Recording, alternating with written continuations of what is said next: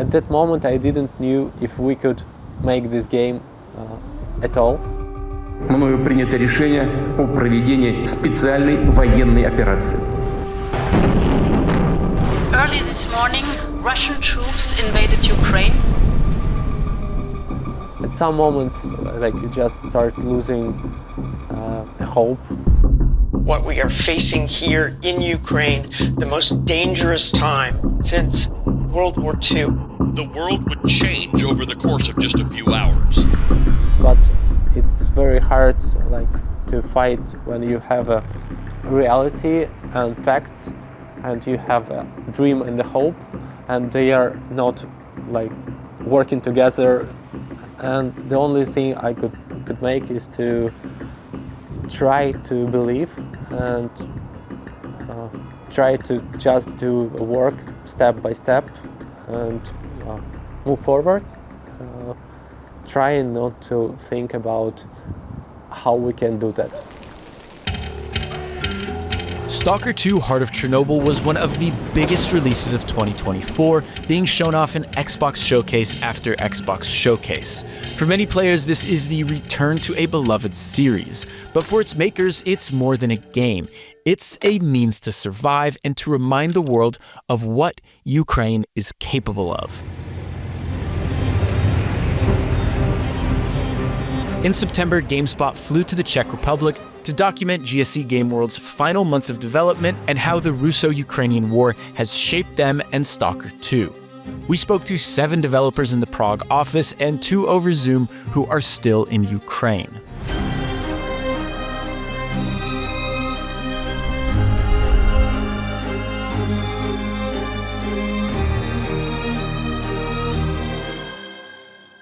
On August 13, 2010, GSC Game World announced a sequel to its cult hit, Stalker Shadow of Chernobyl. Set to release in 2012, Stalker 2 is shaping up to be a bigger, more ambitious take on GSC Game World's beloved universe.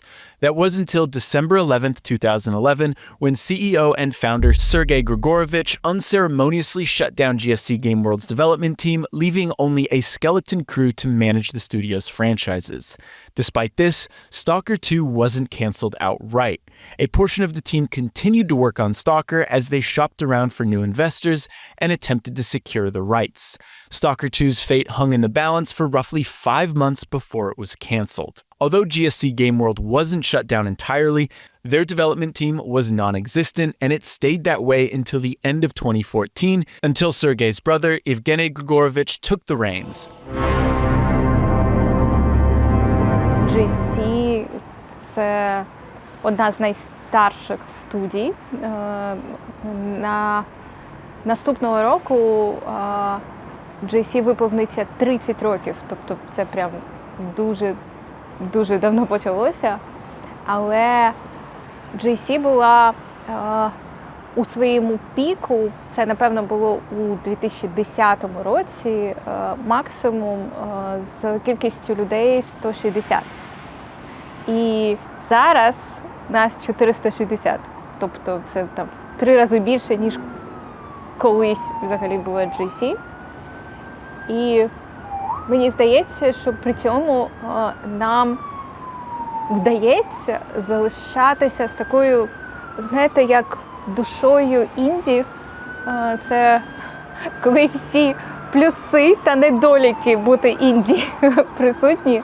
I was working in original GSC Game World, but I was working in different other projects. GSC Game World is known for 2 directions. It's first-person shooters and RTS games, which are pretty successful and popular.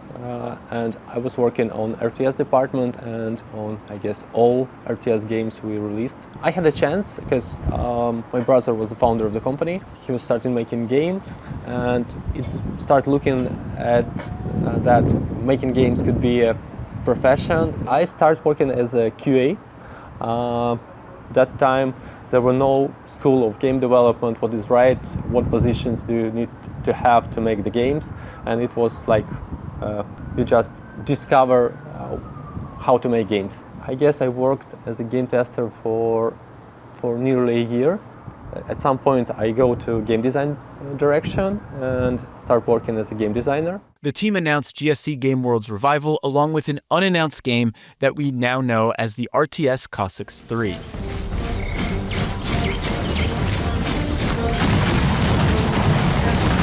While this was a good time to be a GSC Game World fan, 2014 also marked the beginning of the ongoing Russo-Ukrainian war. This violence is unprecedented for this large city. A conflict that greatly affected GSC Game World and its developers. In February 2014, following the revolution of dignity that saw the then Ukrainian president, Viktor Yanukovych, removed from office, Russia annexed Crimea and occupied and funded separatists in the Donbas region. For the next 8 years, Ukraine fought an asymmetric war against Russia-supported separatists and Russian forces in the Donbas, devastating parts of Ukraine. Despite the turmoil, GSC Game World continued working. In 2016, the team released Cossacks 3, and in 2018, they announced Stalker 2, Heart of Chernobyl. Starting making Stalker 2 is definitely a big risk decision. From the start, we know it's gonna be a big AAA game. It has to be better than Stalker 1. That was one of the best games ever, from my perspective.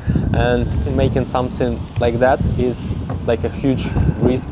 I felt that we can do that. A big game, it just contains a lot of small chunks that you have to make to get the bigger game. It's like making 10 AA games, maybe something close to AAA game. But if you are capable to do a AA game, maybe you can do a AAA game just by spending more time, more resources. Це було дуже лячно навіть з самого початку, тому що було очевидно, що це величезний складний проєкт, що нічого настільки складного ми ніколи не робили, і що це буде потребувати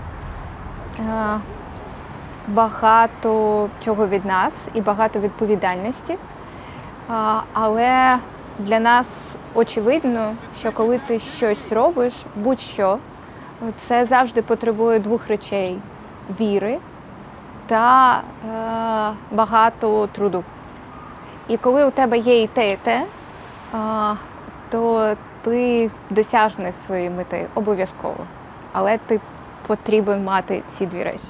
As work on Stalker 2 progressed, Russia began to mobilize. In 2021, the Russian military began to amass along the border of Ukraine and in Belarus. It was a strange, uncomfortable time. At some point, Russia started bringing their army just closer to the borders and make their trainings there. That wasn't the first time they were doing it. But still, if you are not too optimistic, you start thinking of what will happen, what can happen if someone spends so much resources in moving a lot of armed people to your border. It may be not okay, and maybe you should be worried. I thought for myself, and we all decided that we will stay. I don't want to leave. I want to forgive myself. I don't know. I was pissed. I was angry. At that point of time, leaving was not an option, and staying wasn't that scary. I was nervous at the first time, January. I was pacing around my flat and my apartment, and I was had that feeling of unease. And then I decided that I need to take care of my, first of all, take care of my wife, of course. On February 22, 2022, Russian President Vladimir Putin announced a plan to demilitarize and denazify Ukraine, a manufactured claim that was accompanied by a large-scale disinformation and propaganda campaign. Finally, on the 24th, Russia launched a large-scale invasion of Ukraine in an attempt to take Kyiv by force. This is considered the start of the full-fledged war. Me and my girlfriend, we were talking we wasn't taking it seriously. Of course, you are moving from your city, from place where you live, from your home. but at the same time, we wasn't thinking that it really can happen. But there was a tension, of course, in the air, because like anyway, you are moving, you are packing everything, you are moving to another city, even you don't know for how long you are going there, like it can be a week, it can be 2 weeks. The White House is warning that a Russian attack on Ukraine could begin any day. As tensions started to rise, and only a few days before the invasion, GSC Game World's leadership team scheduled a Zoom meeting with the entire team based in Ukraine. I had a call from my colleague. She said, you have to go to Zoom right now. We have an emergency meeting.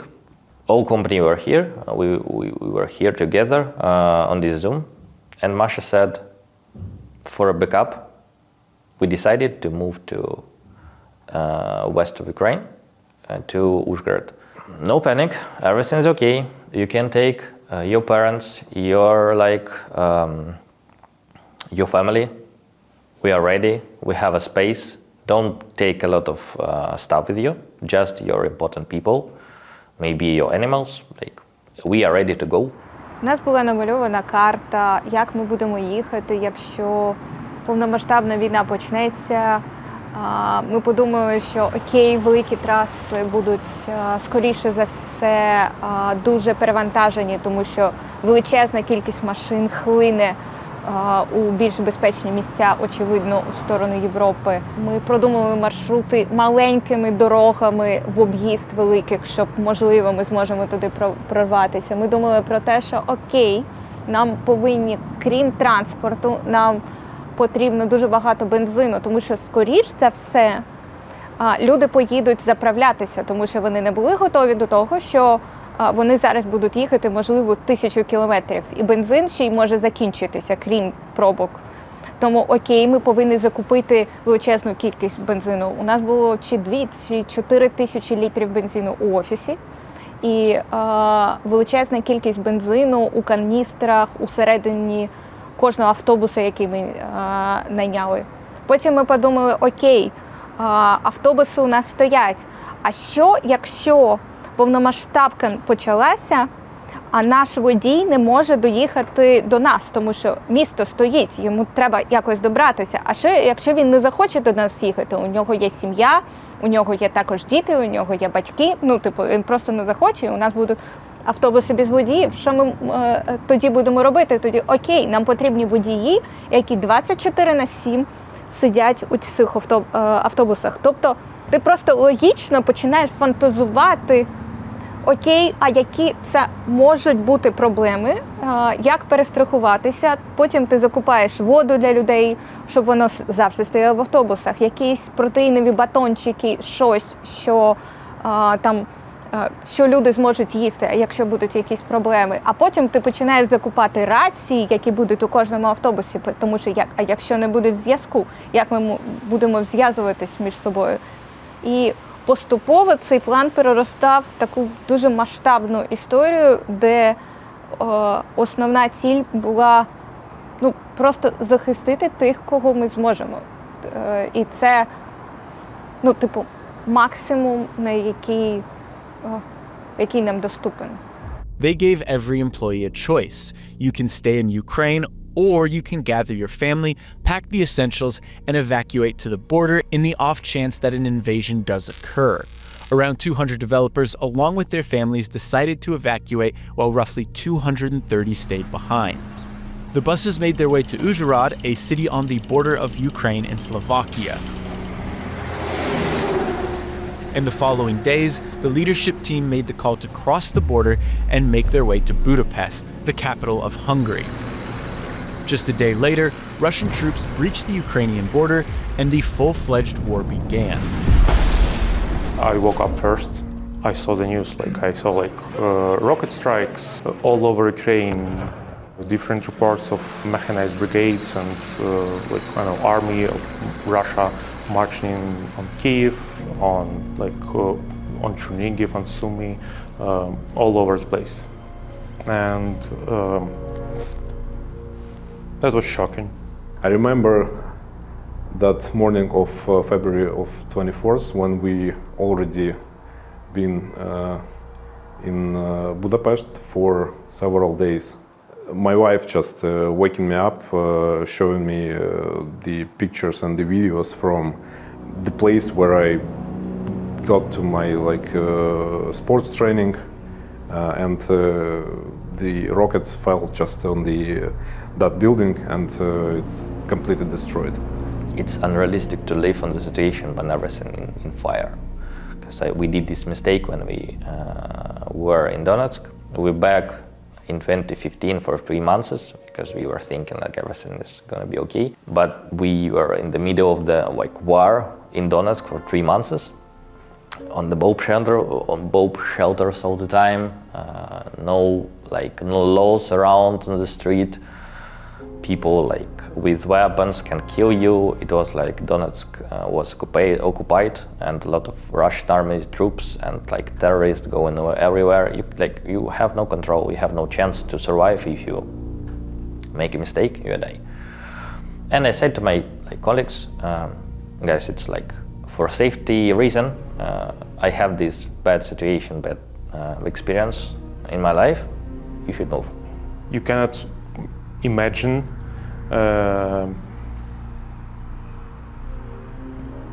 that there's airstrikes, and your park where you walked your dog, or where you played when you were a kid, that there will be a rocket strike meters near it. This period when we moved we stayed in Budapest, then we moved to Prague. Development was on hold for a certain amount of time. This was one of the worst periods of my life. Probably not one of them, probably that was the worst period of my life, because you're afraid for your country, you're afraid for your relatives, you're afraid for your friends, even for Ukrainians, for people who are living in your country, and it was devastating. It's hard to remember the date, the month.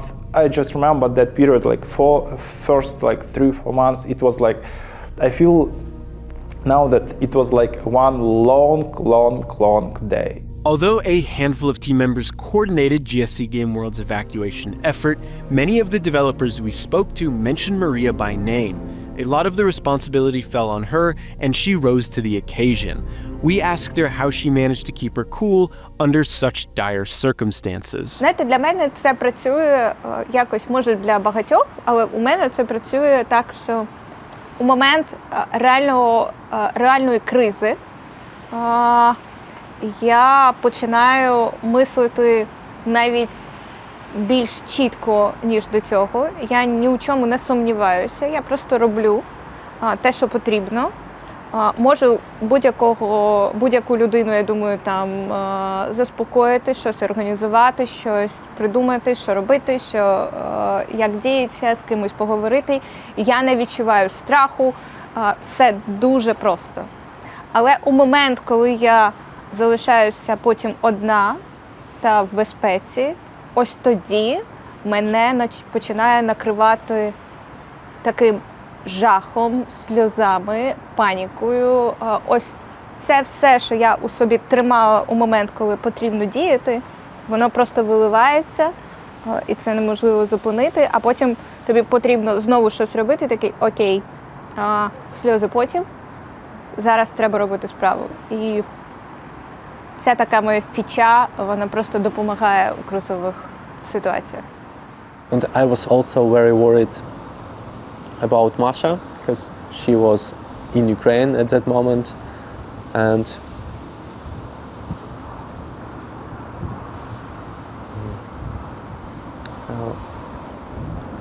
while I felt that everything's gonna be good, okay, so not good, nothing gonna happen.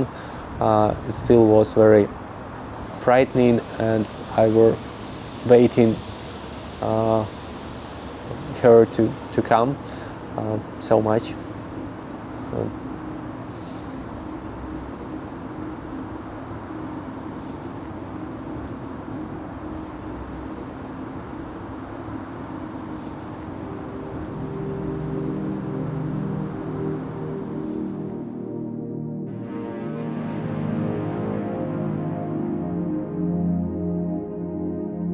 and the company helped like so many people, not just about workers and employees. It's like families, parents of our employees. Company helped to move, to find a place for a living, to give understanding everything is going to be okay. You have a job, you have a place for a living, you have a plan, you will have like a clear day. Don't worry, you're not alone. During our stay at Budapest, we started to plan our next move, and we came up that we need to move to Prague because it's like central hub of Europe here, like a lot of game development companies and some IT companies, and it is much easier to buy basic stuff like computers or software or something like that, because infrastructure-wise it was absolutely started from the scratch. Here in Prague, while main task is to secure themselves by finding some apartments, place to live, our first priority was to find an office where we can get everyone, because it's a big team and it's pretty crazy to find an office in 1-2 weeks. I can't remember how many days we spent on just iterating, just sending the links of some companies, of some advertisements of different rooms, different offices, and so on and so on. Renting an office in the middle of full-scale invasion in your country, managing transfer of almost 200 employees, that's insane. I don't know how they managed it. It's a miracle of sorts. I feel really happiness that we actually have this ability now here in our new home in Prague to work with great performance once again, as it was in Kyiv. It was a long and difficult road, absolutely not easy for mental health, for minds, for everyone in our company, but because we are so close to each other, because we are really a family and love each other and help each other. This journey was not so dark and cold as it could be. Moving the studio to Prague was the right decision, but what about the staff that stayed behind in Ukraine and Kyiv? What was life like for them? The main thing about people that are working in Ukraine, so first of all, I would like to greet them and say that, guys, you are our heroes, because you're working in such harsh conditions and your life basically in danger, because when you're moving from your home to, for example, to the office, some like stupid missile can hit your transport or anything else, and that's it. Currently, I'm based in Kyiv, and unfortunately in Ukraine we have a lot of red alarm sirens, and we need to go to the shelter, and we need to stop our communication and our meetings, because the safety is on the first place for us. You know, when we have calls, almost every day we have alarms in Kyiv. In this moment, our teammates should turn cameras off and go to the basement of the building. You can just imagine what I'm thinking about, because I don't know how are they there, and just I'm waiting just to hear or read. We are fine, actually. Alarm is off. Okay. I'm happy. It's super cool bomb shelter under the ground, with huge walls, with internet, with everything you might need to live. A lot of books, some laptops, some computers if you want to work, some games, something to eat. So everything you need just to survive. It was hard in terms of some organizational stuff, because Russians are trying to get Ukraine into the dark ages because they're constantly shelling some energy infrastructure and other critical infrastructure. And still we have a lot of electricity outages. Чи пристосуватися до того, що половина команди то сидить без світла, і у них просто немає електричества, чи у них просто немає електрики, чи у них немає тепла, і треба організувати, щоб було де грітися, чи потрібен шелтер, тому що людям треба десь ховатися, і це все ще накладує 5 мільярдів всяких проблем зверху на те, що тобі ще й треба, гру розробляти, і люди чекають і думають, коли ж ти її зарелізуєш, та ти сам думаєш, господи, хочу її зарелізити, реально, я так хочу це зарелізити, всі ми. Але тобі ще потрібно це все зробити і вірити в те, що тобі вдасться. Тому що підтверджує, що вдасться, нема. Зараз вже є, але тоді не було. While the folks who stayed in Ukraine are putting themselves in harm's way on a daily basis, the developers in Prague and in other parts of the world still feel the effects of the war. It's unfair to compare this difficult between people who stay in Ukraine in how to live outside, abroad of Ukraine. It's completely different. We have a chance to work like normal without bombing. We have electricity, internet all the time. We have a space to move. We know we're not going to die in the next minute of your life because of the Russian bomb. But still, we had zero understanding in what point we are going to do. But after 2 years and a couple of months, I'm sitting here in Prague, in the Czech Republic. We have an apartment. We have a job. Everything is okay. We stabilized our life. Right now I have a clear understanding where I'm going to be tomorrow, because in 2022 we hadn't have this one. I know that people who are staying there, they have so many worries that they are there and they're in comfort zone and we are not. I know that they have a lot of hard feelings. They have a lot of hard times as well. And it's not an easy to stay there without any opportunity to come here. And I cannot compare. I just know that I were there in Prague. I won't be calm inside.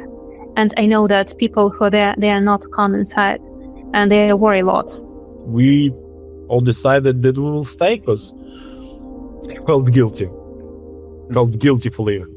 And I know myself, I am guilty all of the time, all the time. The war, even though you leave, it affects you anyway.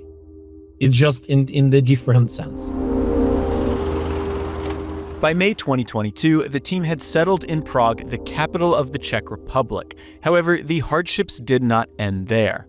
It started a lot of bullshit, a lot of bullshit from Russian players, Russian people about our statement, because they wrote to us, you shouldn't be on the politicians, you shouldn't have a political statement at all, you just must to create a game, it's not your point, it's not your business to be on this business or to be on the political, why would you do this? And we decided to close our social media and our connection with the community for a couple of months. And to rebuild our plan to communicate with community again. We changed completely everything. Because it was a lot of bullshit, as I said before, from the Russian players, and it's still a lot of. But we are struggling with it. We are fighting with it. We understood how to work with it, with this part of community. But it was an ocean of angry people who are going to say, we're going to kill you, we're going to kill your family, we're going to destroy your company, we're going to bomb your office in Kyiv, we're going to find you everywhere. It was the hate, because of them. Our statement and decision to stay, to make this announcement for sure. We've seen photos leaked and surveillance on our office. The build that was leaked, that was a problem. We wasn't joking about it, but at the same time you're thinking, wow, what we need to go through more. Like we had like pandemic, we had like cyber attacks, we had like leaks of the personal information through to the internet, a lot of passports of the company. We had like the war, and now it's fire. So we had fire in the server's room. It completely destroyed one of the floors. There were no casualties, no one was hurt. Actually make us stronger because we got an experience of what can happen, how it may look, what we have to do to not let it happen again. For me, personally, it was a pretty funny story. I had like 3 days of a little marathon working on cinematic department documentation, and I take this job on myself. So I work it from maybe 8 a.m. until 10 p.m. every day, just on this documentation. And on that same day, at 9:45, I finished all this job. Like, yeah, I do everything fine. I love the result. I can go home now. And in 15 minutes, I'm at home, and guys calls me, where are you? I am at home. We have a fire on 6th floor, and all my work that I do with these 3 days, with all this documentation, it was just wasted, yeah. Just in the morning, we understood our server was completely destroyed, and huge part of the floor was destroyed too, completely destroyed. My laptop was destroyed, all our laptops was destroyed from the community managers. It was one more challenge to rebuild this game again. One more thing what we weren't expected. Why would it happen? And it happened too. Games aren't made in a vacuum. As the war in Ukraine changed and evolved, so did Stalker 2. The team made the decision to audit every single part of the game to amend, cut, or tweak anything that might trivialize the war or come across as insensitive. They even changed the title from Heart of Chernobyl to Heart of Chornobyl to honor the Ukrainian romanization and pronunciation. It is not actually something big in scale. It is always about details. We have a scene when a grenade falls in front of main character. Why are they shooting at us? Why are you shooting at us? We're with Strider! He looks on it, then looks on his companion. Before the war, this moment was like a little joke, how Skiff react in this moment. So it should be actually a joke. After war, we know how many times this situation repeats on the front lines, so we can't leave it like a joke. So we just absolutely recreate the deepest meaning of this moment situation. So it is always like little tiny details. It is not about big scale changes in the game. It is always about details. Проблем як технічного, так і персонального характеру. Нам треба було повністю, майже повністю змінити каст всіх акторів. І ми почали озвучання з нуля. From the top, action. Listen, the zone has remained stable for years. У 22-му році нам потрібно було побудувати цілком нову motion capture студію тут. Нам потрібно було побудувати звукові. Сам кастинг, новий кастинг, це великий процес зробити. Нам потрібно було змінити деякі тексти у грі, тому що вони звучали вже дуже дивно, тому що контекст змінився. Знаєте, ви можете зараз щось завжди написати, що без контексту звучало ок, а з контекстом тепер звучить, що це за херня, і ти не можеш більше користуватися цим. Чи, наприклад, змінити звук сирени у грі, тому що ця сирена звучить як сирени, які 250 чоловік з нашої команди чують кожного дня. І це визиває, це реально тригерить їх почуття, і потрібно це змінити. І ось таких як великих, так і маленьких речей було дуже багато. One of the most controversial changes the team made was to remove Russian voice acting from the game, a decision that was met with a lot of backlash from the Russian player base. We made an announcement about we're not going to make a Russian voiceover. We decided to cancel it and focus on Ukrainian and English voiceovers. Again, a lot of people tried to make leaks from our game, like stole information from the game, to focus in our employees. They found my passport data in their internet. They understood my place of where I was born, it's Donetsk, and started to write to me, we are going to kill your family, because we know your address right now. We're going to kill your mom, kill your grandma, and a lot of pressure to be we're going to kill your family and we're going to destroy everything what we love to. But then you understand how to work with it too.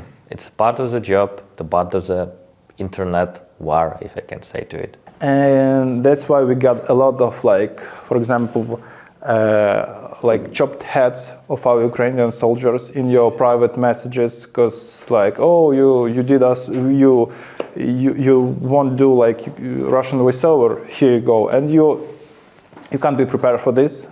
You can't be prepared for this because you know that this is someone's father, someone's friend, someone's relative. And it was really hard, and you know that that was the people that went to serve our country, to defend our country, and it was really hard. Not only because of the photos, because also it wasn't now we are working, so all news goes to the backlog, and we are not thinking about it. Of course, we are still searching, because all this time there was bombing of our cities, and it was a really hard period. But at the same time, we had so much support from whole world. The guys was guys, it wasn't only about take your time, guys, make the game. It was about guys, stay safe. We don't, at this point, we don't care about the game. Take your time, be safe, please. And it was much more than the bad things that was sent to us, and it gave us powers. I would say it gave us energy to do something. Video games are a lot more than their graphics, mechanics, and gameplay. Behind every game, there's a team of passionate developers who are putting their heart and soul into the experience. But in a way, Stalker 2 has become more than just a vessel for developers to express themselves. It's a piece of Ukraine's culture and history that is being shared with the world. A culture that another country is trying to suppress and delegitimize through force. For everything they've gone through, whether you're a fan or not, Stalker 2 exists. Stalker 2 Heart of Chernobyl had everything working against it. A cancellation, a war, cyber attacks, a fire, and the list goes on. Yet it exists, and that should be celebrated.